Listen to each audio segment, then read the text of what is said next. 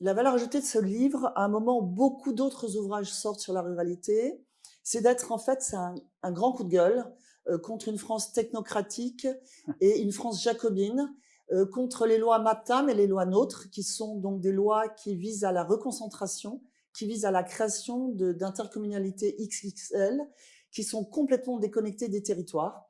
C'est-à-dire qu'on s'aperçoit aujourd'hui que les citoyens de ces communes ne connaissent plus leur maire. C'est aussi, d'une certaine façon, un coup de gueule contre une politique économique désastreuse, un libéralisme qui a gagné les territoires et qui a fait fleurir de tous les côtés des grandes surfaces, des lotissements, qui sont des véritables plaies aujourd'hui dans la ruralité et qui, d'une certaine façon, ont amené à la disparition des services publics et de beaucoup de commerces.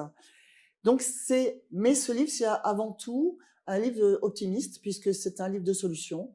Il y a une présentation je dirais, j'appelle ça les 1000 solutions, où on voit dans tous les secteurs fleurir des propositions, soit dans une éducation qui soit une éducation appropriée au monde qui vient, que ce soit des fermes collectives, des fermes vivrières qui sont tenues par des jeunes, ou bien aussi bien une énergie qui est fabriquée par le village et qui est financée par les villageois.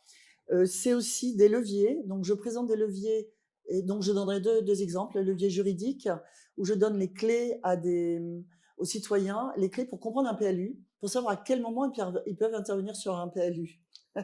Et, C'est vrai que c'est compliqué. ouais. Et je prends aussi l'exemple, par exemple, de la gouvernance participative, de donner aux citoyens des clés pour être acteurs des politiques locales. Donc, comment ils peuvent s'imposer de certaines façons ou se proposer au maire. Mais je dirais, pour terminer, que c'est aussi un livre sur l'immense volonté des citoyens de participer en intelligence collective, ce que j'appellerais les milliers de cerveaux qui sont à disposition pour penser le territoire de demain.